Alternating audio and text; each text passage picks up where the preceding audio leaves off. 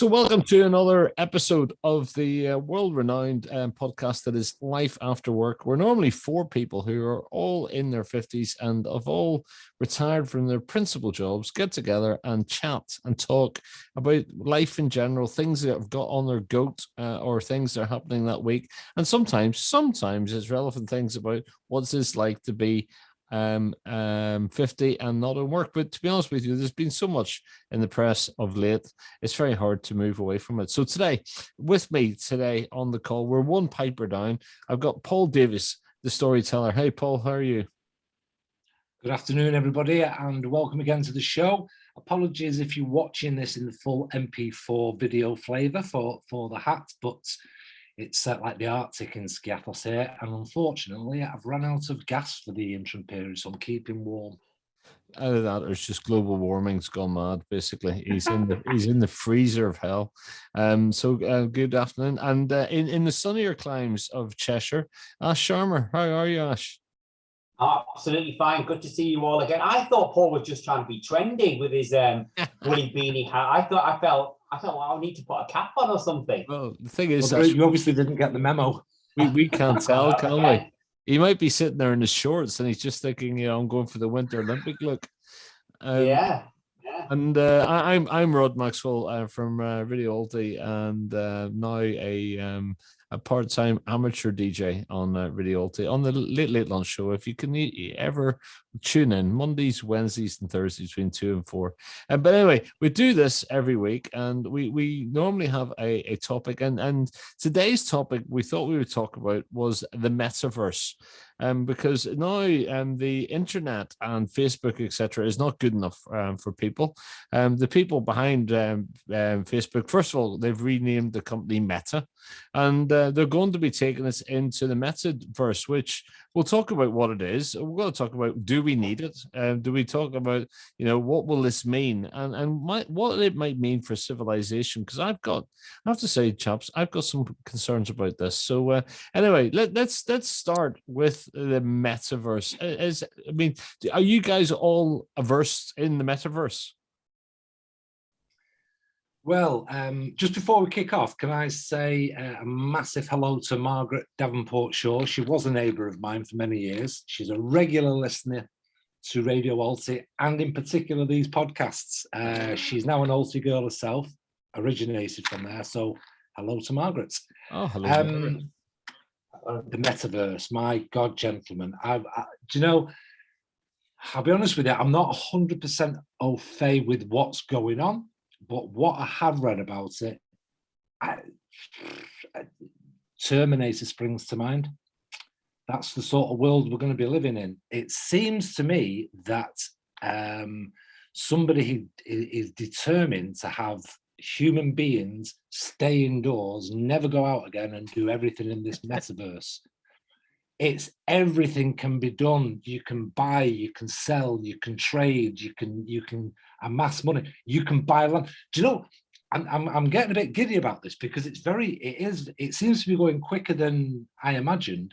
But do you know they've actually created an identical replica of Earth where you can now go into this metaverse and buy land, you can trade stocks, you can buy cryptocurrency, you can trade in cryptocurrency, and it's a different virtual world. And it's like, oh my God, I went on to see what you could buy, and you would be amazed. You need to go on it because it's the shape of a world, but it's like twisted.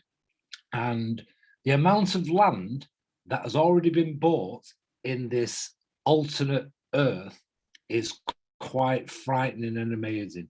I don't know what it's all about. I don't know if the future is going to be cryptocurrency. Just on a point of that, before I hand over to you guys, because I've got a lot to say. I'm actually kind of getting into the idea of bitcoins and cryptocurrency, only because it is what I can't remember what they call it, the type of currency, but it's free from regulation and Bank of England rates, and it's very much, yes, that's the one, and it's very much a currency for the people. The people run it, so it might be a good thing. I don't know. But over to you, chats, because it's a mystery to me. Well, I mean, the metaverse. I mean, I tell you how mainstream the metaverse is becoming now is that you had a company called Decentraland, and Samsung, no less Samsung, have basically paid a big chunk of money to open a department store in the metaverse. No way. That, yeah. So if you wanted to buy a telly or a fridge or anything, put your stuff on and you can wander around. I don't know if it's been actually implemented yet. And then you get in metaverse games whereby you can actually, for example, do you know when you're actually playing a game and you have to go into a house to regenerate and that sort of thing and get extra points for your lives and all that sort of thing? There's people who can bid for a bit of land, like you said, Paul, they bid for a land in a game. So anytime a gamer goes in there, they have to pay. So you've got people buying, 1.5 million, 2 million pound for an area of land, basically in a metaverse. The idea being you can charge people like a toll. If a character goes in there, it's absolutely, and it's massive money. You're getting gamers who are earning in third world countries who are earning more playing the game than they earn in their jobs. So people giving up their careers, and it's just an absolute brave new world out there. I you have can heard look at both sides of it. Does it mean it detracts us from the real world? That was your concern, I guess, Rod. Is that does it detract us from the real world? Do we forget about our real world? But then the other side of it is people are saying people who, for example, who can't get out that often or who are challenged in terms of mobility and that sort of thing, they can actually use that metaverse and it can help them in that way. It's a nuanced argument, isn't it? But I can, I don't know what your thoughts were then. I think you've got a slant on this, haven't you, Rod? Well, it comes down to, I first of all think about need, right? And because clearly the internet has a purpose and it helps, it connects people, but it's both a help, but also it's got a certain evilness about it because it allows people to do things that you wouldn't necessarily want them to do, but what gets me about the metaverse is well, I guess it's the same somewhat. In order to be able to access the internet, you had to have a device, right? But that device, mobile phones, computers, as I understand, to enter the metaverse, you've got to have 3D goggles on. You've got to wear a headset, and I just sort of think that's so much different to having something in your hand, and I don't know. I can't see. I can see the benefit if it was somebody, for example, doing an operation remotely, using that to basically be able to almost be in the operating theater alongside, and maybe there's a robot at the other side and they're using the metaverse to actually feel like they're there and they're doing surgery via a robot, for example. I can sort of see that, but I don't see what's shopping in it and going into Samsung and doing. I don't get that really. But then I'm thinking, well, I'm probably like the person who said the internet would never take off, whoever that was, and these guys don't bet on these things without knowing that there's going to be a demand. But that's the thing, isn't it? You have to ask yourself, if what's his name, Zuckerberg, the guy who owns Facebook, if he made the call to change the name to Meta, you can bet your bottom dollar something's afoot. Yeah. I mean, the thing you've got to ask yourself, it is new. It is, in a way, it's scary and it's exciting. I've known that, but you've got to ask yourself, when internet came in, when it first came in, and compared to now, how much online shopping do you do? Whether it's eBay, Amazon, some local store, you do quite a bit, I would imagine. The next level, like Ash has just said, is sticking on your goggles and going to browse around a store. Instead of flicking through pages, you actually go and look at somebody's shelves and choose. Because I know that apart from cryptocurrency that's going to be used on there and everything, you can actually now go and buy stuff on there. You can buy in hard earthly currency. You can go and it will be delivered. So the benefits of shopping for those who can't get out or those who are forever buying online I can kind of see a benefit to going and looking around a store, and perhaps you don't know how far is it going to be. Can you go into that store and with the special gloves and the thing, turn it on to see the you're able to hold the book, exactly, turn it round. But here's the thing. Here's the thing that worries me about it. We go online and we're on it all day long. We're buying stuff and all that, and that become the norm. Okay, globally, that's become the norm. How is this virtual and augmented reality that we're going to be probably wearing every day affects our brain in the real world? Are we going to be detached from the wheel in such a way that we spend so much time in this alternate world that we're going to be detached from the real world? Well, do you not think that we've actually got an element of that already? We've got people who are on gamer, like my son Aaron, he's basically on his Xbox, whatever it is, Xbox One.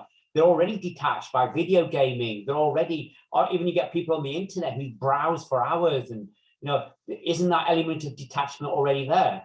It is, and I totally agree with that, Ash. What I'm saying is, while they're Xboxing or while they're browsing, they have a certain the brain has spatial awareness. So if somebody walks in a room and goes, "Your tea's ready," right? I'll be there in a minute. They have that spatial awareness. Will that virtual reality even take that away? Because you won't be in the room that you're in, and the longer you use it, will your brain start thinking, okay, this is the norm. This is actually the norm. And when I take these off, that's not the norm. I can see all sorts of issues mentally, and I don't know, chaps. I'll throw it out there. I don't know what will be. Well, yeah, I think it's going to happen, isn't it? Obviously, as you say, Facebook and Instagram, the parent company Facebook has been renamed Meta, and that's it. I guess I come back to give me some good examples of where it's going to help mankind. Give me some examples of where it's going to benefit. I think the big thing, Rob. Well, I think they were talking about using it in entertainment. So, for example, you could put your if you wanted to a play on the other side of the world. Let's say let's say you want to go to wanted to watch a concert at the Sydney Opera House. You could sell virtual metaverse tickets whereby people would put their goggles on and you would be sat here, and then you could see a live performance and you're virtually there. So you're sat on the chair and you could be in the seat next to me. And I go, all right, how's it going there? And then, and then you could be sat next to me there, Paul, and then we could be watching a concert together, even though it's in Sydney and you're in Greece and you're in down the road, Rod. And so potentially they say it'll bring democratizing technology. It could bring us together in that way. Football matches and things like that, sports. As you say that, I feel like I'm the man who would have said 100 years ago, TV's evil. Because that's what TV was doing, wasn't it? But now we're going into it in a much more 3D type of way. I think for me, it's the headset thing. It's the fact that essentially when you're experiencing this metaverse, you're experiencing it physically alone. You're sitting on your own. It's quite it's a non-social thing physically, and you might be with a group of people who've gone down the pub, and it's a metaverse pub, and you go in, you get your beer, and then you wear your head bands, and you're drinking your pint on the beach anywhere in the world, although you're in a pub in Alti type thing. You know what I mean? But the very fact that you got that on, it's you're not associating with people. You're actually engaging though. That's the thing, is that once you've got your goggles on, I can actually virtually see you there. So I'll still be talking to you, and I can turn this way, and then I'll be talking to Paul there, basically. So the communication and interaction is apparently there. And with these, you've got these gloves, haptic gloves, you can touch people. You can say, all right, how's it going? Are you okay, mate? Or whatever. The only thing is you can't actually go to the bar and buy a pint for everybody and that sort of thing. So I get what you mean. No matter how realistic it is, you're not sharing that environment, are you? You're not. No, it's not a bad thing if you can't go to the bar and buy for everybody. I'm in. Yeah. But, you know, maybe it's like those experience rooms, you know, where people go in and actually, you know, you would go in and you'll have a metaverse which is the Arctic, and you'll stroll around the Arctic, and there'll be chillers, and it'll or you know you might want to go on the beach for the afternoon, only you'll be sitting in Alti in some warehouse, and somebody will have put, you know, the heaters on or something. I don't know, but it's going to happen. I just sort of think But ultimately, do you do not we think it's really like need it it? just? Well, I mean, if you look at technology in stages, if you know, you can go all the way to the printing press and go, oh my God, you better not print books for everybody. God knows where it can lead. People, you know, the public will start learning about things and start questioning us. And like you said about television, oh no, don't have a telly. People won't leave their rooms then, and all that sort of thing. And then you know, then you know, the internet, God knows what it could lead to. You know, all this information on hand. So I just think technology just goes through stages. There's the fearful stages where you don't know where it will lead to. I think we should always be skeptical of things and be questioning. But I think personally that you might want to just give it a chance, because you don't know where it could lead in a good way. And also, you don't know where it could lead in a bad way, but hopefully, you know, you'll get regulations like you do with internets and things like that, you know, whereby people can't do bad things, you know, hopefully. We do have the dark web, though, don't we? I mean, that's, yeah, but you not, get that in anything, don't you? Yeah, the internet isn't. What worries about me, the internet just coming back from the metaverse. What worries about me, internet? How many times, and it happens all the time, you go on a website and it comes up with this big spiel about allowing cookies. To get rid of that, you just quickly press allow. Do you ever read what you're allowing? No. No, nobody ever does.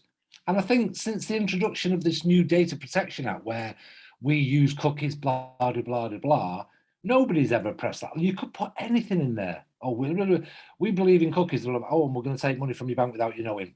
Allow. Oh, yeah, allow that. Because they never read it. Yeah. I think it's strange. Yeah. But what also I think is very strange, how quick people are to jump into things like the metaverse. Oh, it's the next best thing. Let's jump right in without questioning, or, you know, like you're doing, Rod. Where's it going to go to? What's going to happen? We seem to be a very a civilization of very not gullible people, but very easily.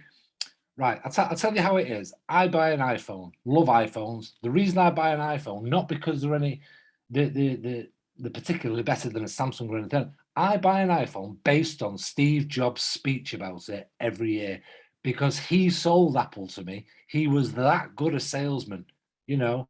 And the very fact that Zuckerman, whatever he's called, has changed his name, and everyone on Facebook, 90%, 95% idolizes this guy, they're going to immediately go into the metaverse based on what he says. So I think it's quite peculiar how gullible or quick to jump into things we are without looking at it first. No, I think a healthy dose of skepticism, you always need that. Like you were saying, I always get that. You should always, but by the same token, I think at the end of the day, you have to give technology a chance, because if you look at what's happened in the last 30 years, 40 years, with, you know, all the way beginning from the personal computer, all the way to communication. And then, you know, if you told you know, with your mobile phone, at the end of the day, you know, anything in the world you want to ask is on this phone. This is an oracle. You just need to, hey, you know, say, hey, whatever, I don't want it to come on. And then it'll come on, and then it'll ask you anything. You've got to admit, I mean, that tech is absolutely phenomenal. And I think you can't predict where it's going to lead to. But you've got to legislate, you've got to worry about it. Of course you should. And that is always necessary with anything. You've got to always have to be questioning.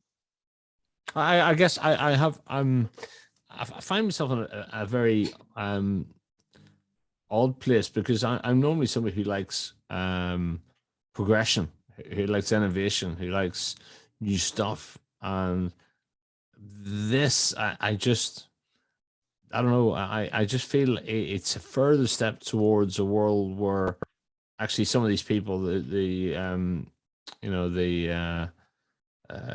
people who run the internet, people who run Facebook, etc., where they're getting closer to a certain level of knowledge about you, a certain amount of power is dangerous. But I mean, I think that horse has bolted, doesn't it? oh, it has. It's. I mean, when will all of this become turned on you? You know, when will all the information? Now it's happening now. It's getting bigger and bigger. There's more information on the metaverse than there is about how to cure COVID, for example. Yeah. It's massive. It's absolutely. I mean, I remember when Facebook changed the name, the company to Meta, and that was only a few months ago. Yeah, exactly. And then suddenly it's like whoosh, it's catapulted. It's gone crazy. And like I say, when I went on and saw this alternate Earth where people have bought land, there's hardly any land for sale. People have bought. I must admit, I went on to buy a little piece of Greece, gentlemen, but it's all gone. You know, and apparently they don't take drachma. What's that about? Yeah, well, yeah. Yeah. I mean, here's the thing. People used to think, oh, you go into this virtual reality world and I can have whatever I like and I can just make it up. I can drive the best car, you know, and actually you're not going to be able to. There'll be an economy there, and there'll be a level of society. Absolutely.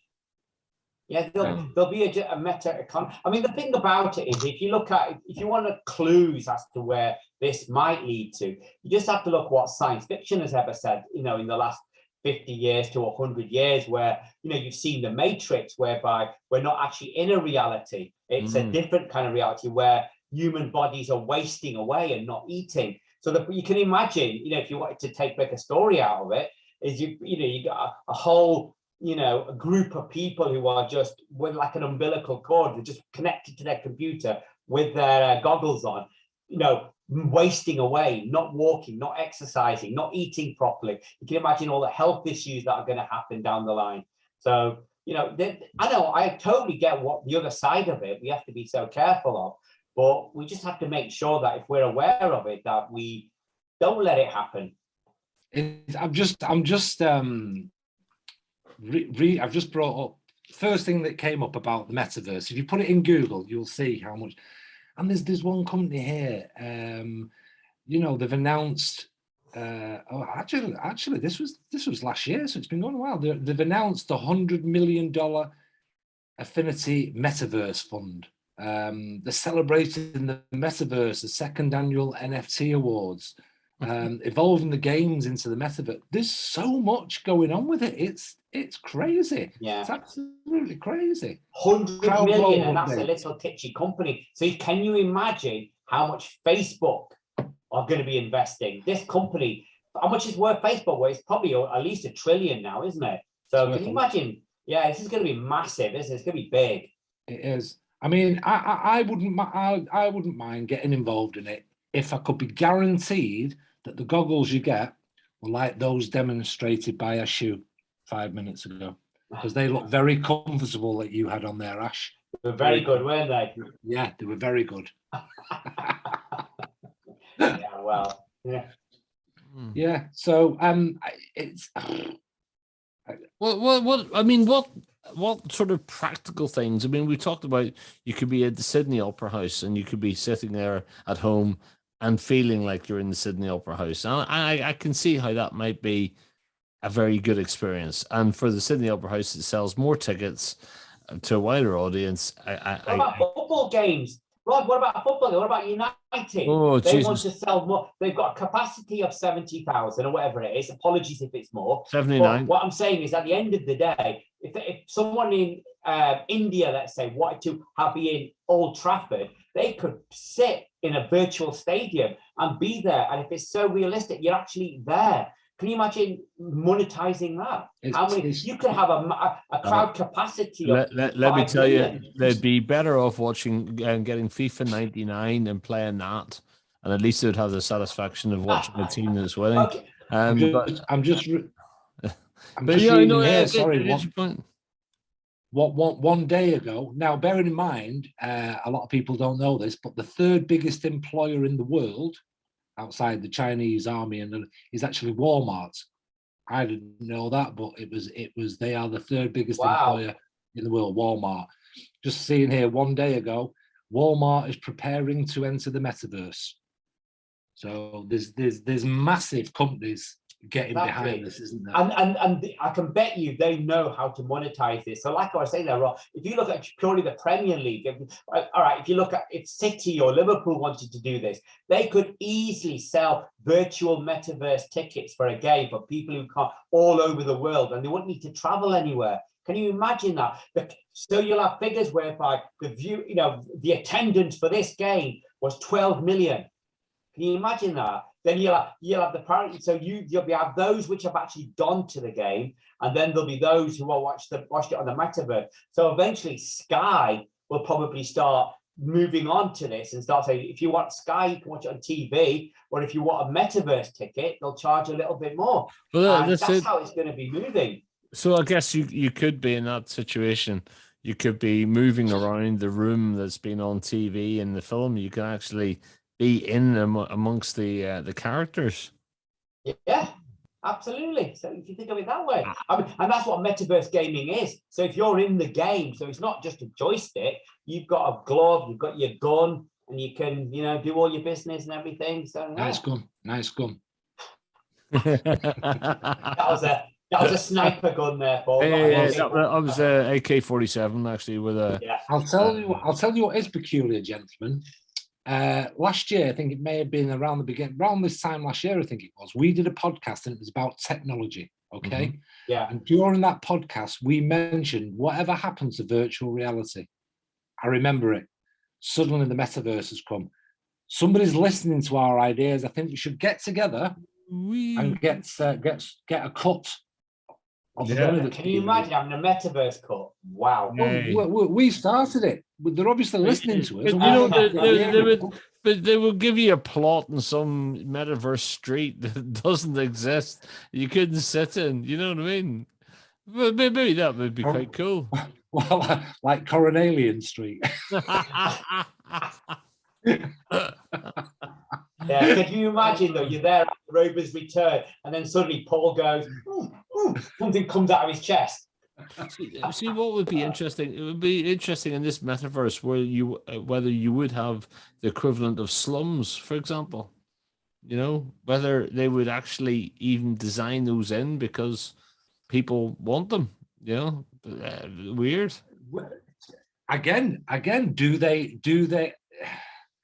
Will they become part and parcel of some property magnate's portfolio? I mean, you'll go in there, you'll buy a piece of, I don't know, New Zealand or America or a part of Europe.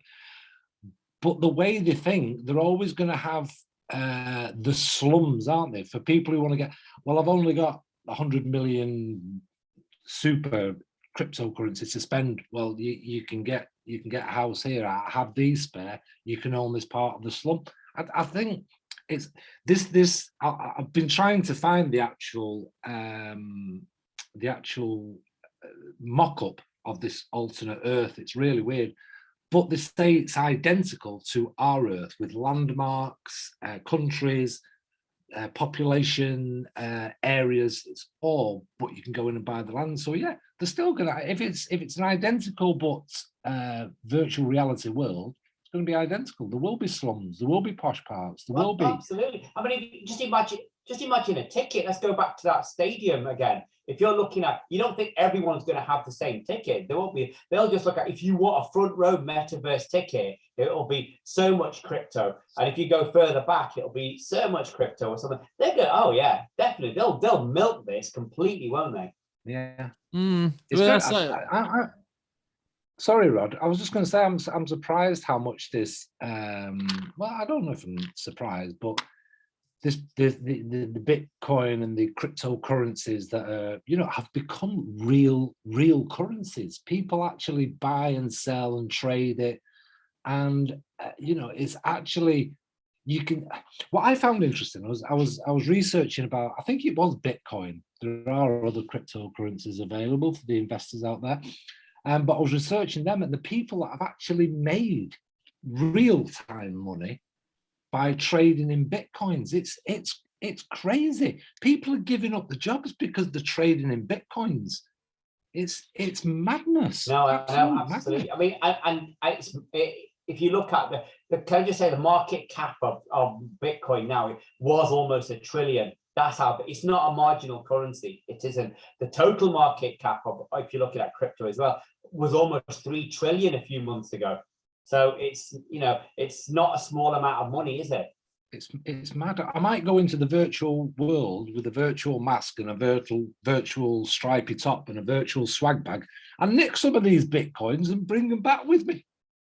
Paul, they're ahead of you. They've done that already. You get all these, all this crypto being stolen from, honestly, it is. It's happened already. You'll be banged to rights. You'll be in a virtual jail. God, can you imagine? Yeah, virtual jail. Can you imagine if, oh my God, this is how it could expand. You've got your goggles on, Ash's specials. You've got your goggles on like this. And what happens is if you commit a crime, you're locked within. Something happens to your brain and you're locked. You can't move away from a virtual prison. My God, they never thought of that, did they, when they went out and bought those? That little sensor comes out and goes, you're locked. Hey, Paul, there's a story there. There's a story in there, Come on. It's not a story. It's reality, Ashu. Reality, son. We're going to be taking Terminator. Watch it. That's what happens. Yeah, what the hell? So I just think at the end of the day, I think there's going to be lots of benefits to it, the metaverse. There will be benefits. But like any technology, you just have to be careful. You wouldn't ban books on the off chance that someone's going to write a horrible book like Mein Kampf or is going to write something like that. You've got to accept the fact there's going to be issues with any technology. You're not going to ban cinema because someone's going to have a film about, glorifying certain horrible things that have happened in the past or anything like that. It's like anything, isn't it? You've got to be aware of what the weak links are in it and legislate for it. And like human nature, people will always corrupt it.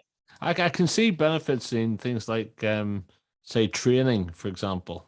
You can imagine that you could, for example, train people to be mechanics on virtual cars, or I don't know. I can see the benefits potentially in surgeries, where you can have virtual centers of excellence, where it means that a top class surgeon could work all over the world, but actually be in the operating theater amongst them. I can see benefits like that, and I think that's to be, take away the effort of travel and the inefficiencies of travel. I get that. When I think about the idea of you sitting down, instead of watching the TV together where you interact, you're all sitting there wearing these headsets, looking like you've just come in for a perm, I don't know. That it's strange, but then maybe that's no stranger than people all sitting down and watching TV or having headsets on and whatever. I'm surprised, and I will be surprised. Well, I probably won't be surprised how fast it will hit us. Technology has come hard. In fact, the internet took a few years, and the computers in general, the little laptops and the little home computers, took a few years to sort of become user friendly, if you like. You remember the old days when they came out and you had to program everything in, go to command/forward. Now it's there. But as we speed up, a couple of years, I'd love to be hopefully still chatting to you guys, and I think we might be doing it on the virtual reality things. To be honest with you, I think it's going to become fast. Yes, I think it's quite exciting. I think it's really good. In a way, I'm actually, I don't know if I'm out on a limb here with you two, but I'm actually quite looking forward to it. I think it's going to be an exciting time, really. If you're looking at all the, education, entertainment, gaming, which is entertainment, I guess, and travel, there's lots of things you can actually do whereby, but I just don't ever, and that I guess is your thing, you're both going on about, you can't ever let it replace true experience, Mm. true experience of actually going there, seeing the Grand Canyon, to actually, to go to the Eiffel Tower properly and that sort of thing. I hope it never replaces that. Yes. But if you're looking at, going into, can you imagine in a metaverse, you can actually go and stand on Mars and look at that mountain and the ravines and stand on the moon. I mean, come on, that's got to be exciting, isn't it? It is, but you say about you hope it doesn't take away the physical enjoyment and excitement. Why wouldn't it? Because when you're excited, you have endorphins, don't you? It doesn't matter how you create those endorphins. Yeah. And this is what I was saying earlier about my worry about it. If our mind and our brain to get a high or whatever will become dependent on those. True. Yeah. That's I'm like you, Ash. I'm dead excited, but I'm also on Rod's fence, like, very cautiously. I'm like, it is an exciting time, but I just don't. You wonder if humans will lose the ability to socially interact with each other other than via a virtual reality. And that's the thing that worries me, because you know what? You take it now. Teenagers cannot socially interact with each other because they do it on social media. They don't know how to hold a conversation. Paul, you just stole my thunder. That is exactly what I was going to say. That pulse is already bolted. If you go and see teenagers together on a table, they're like this. Yeah, exactly. What are you doing? Your mate's there. What are you texting for? But then you could say, the pen and paper and correspondence meant that people could correspond and not be together, and it kept people linked. I think it's like the internet itself, is that the internet probably 9 out of 10 times does good stuff, maybe 8 out of 10 times, but there's always that small percentage where it's either making you lazy, or there's a corruptness about it, or there's just evil about it. It takes advantage of people. But I come back to it's. I think it's inevitable, regardless of how it's used, and I think it will be used for really good purposes, like virtually assisted operations. I can see that. I think that'd be amazing. But there will be definitely cases where people are taking advantage. We'll have stories of people being hurt, injured, compromised by it. I don't know. I mean, I'm just looking at. I mean, there will be. I mean, I just hark back to when you had Edison with the gramophone and people were almost falling off their chairs. Saying, "Where's this voice coming from? It's coming from that cylinder," and it's basically someone who's basically reciting a poem and that sort of thing. But they go, "Oh no, you can't do that. It's going to be distracting." And to listen to someone, you must actually go there, be in the same room with them. I think life just progresses on. I mean, I think it'd be great. I mean, think about book readings. Paul could be giving a book reading. We could be in there and we could listen to what he's saying, his poetry. We could be. How exciting is that? That's going to be virtual fantastic. reality. Rather than all the way down there. It's not a miracle creator. Nobody will remember me. It's all right. It's okay. And the Oscar goes to Paul for his. Who do you want to thank, Paul, for that Oscar-winning performance? I'd like to thank the only people I know, which is Ashu and Rod and Phil, if he's ever here. Yeah, the part-time. Mr. X. Yeah. Mr. X, who we can't mention. But for the operation side, I mean, have you seen for some very delicate operations now, the surgeon will wear some, if you like, virtual gloves and do it where only a robot can do. And I think that's amazing. So if they could do that as a virtual, and I don't see why not, the only man who can fix this is Dr. Browning, and he's in LA.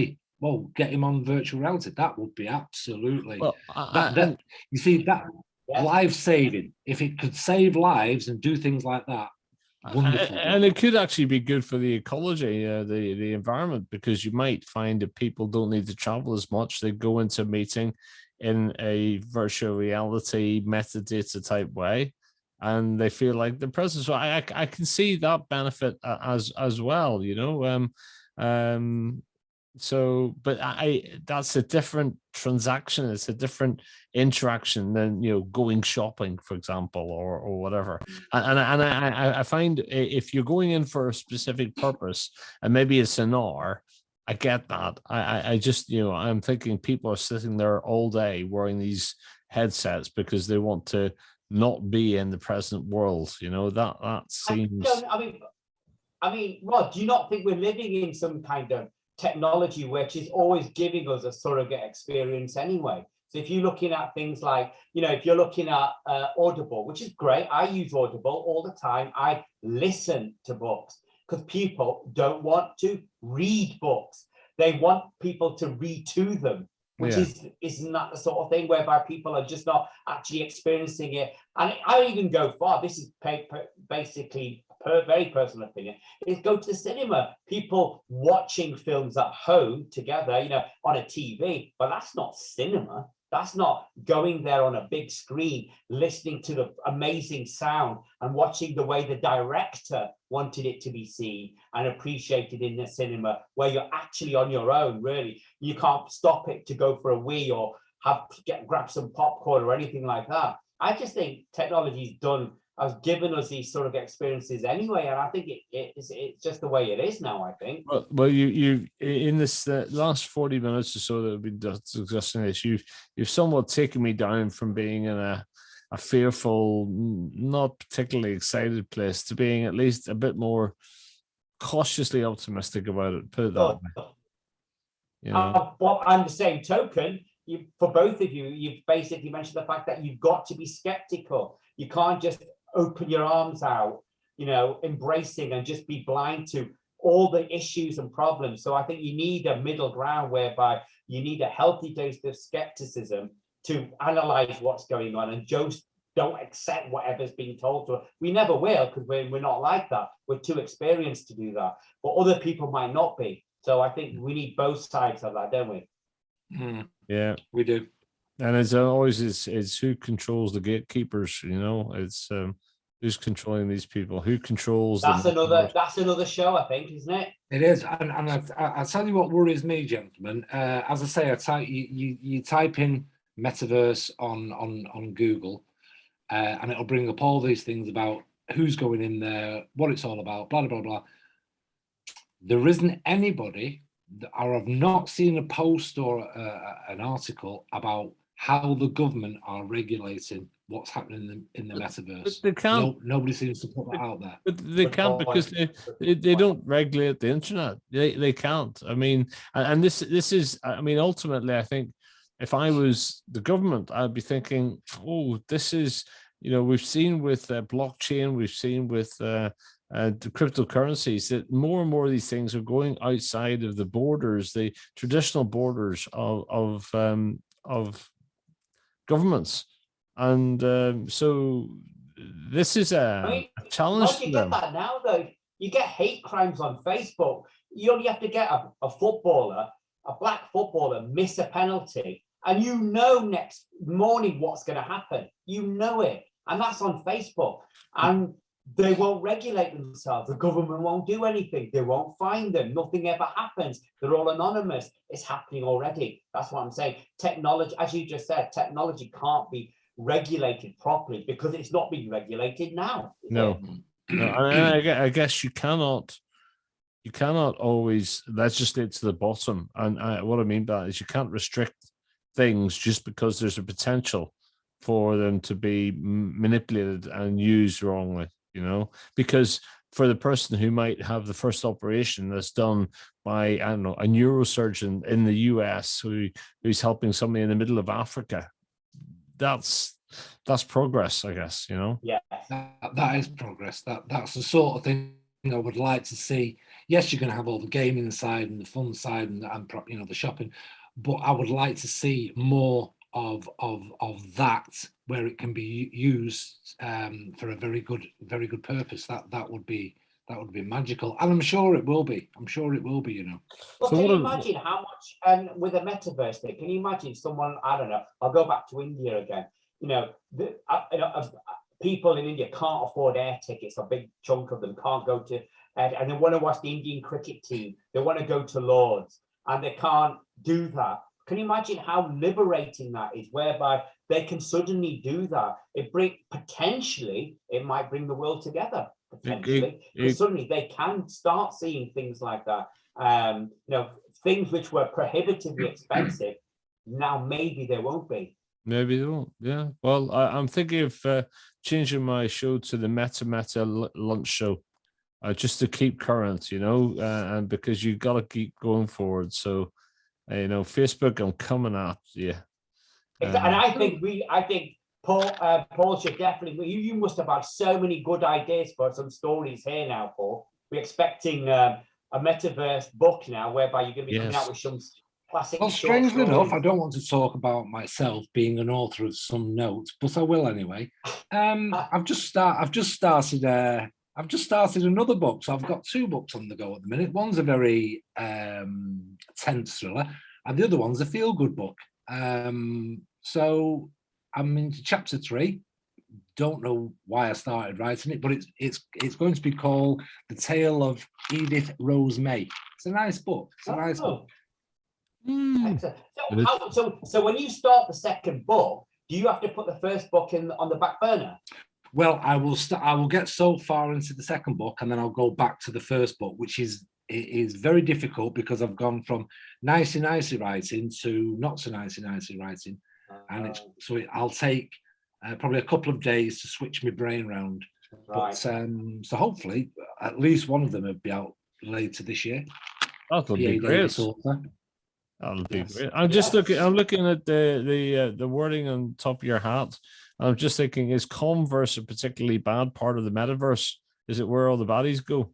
That is exactly what it is. You got the metaverse. See what you did there, Rod. Very good. You get stitched up. You go to the Converse. There you go. You see, there are other makes of sports hats out there, gentlemen. The flip side. Very good. Well, look, I think you've actually talked me around a little bit on that. I'm feeling less edgy about it. I've got to be more embracing, which is new for me. Actually, I got to say, I just always come back to purpose, need, benefit. But there will be one, and we've talked about a few of them today. Well, look, we'll be back maybe as a 4 next week with our 4th Piper, who wherever he is, he's taking early retirement, obviously, but cracking. All right, bring on the metaverse. That's what we're saying. Good to see you all again, boys. See you next week. Have a great week. Take care. Take care.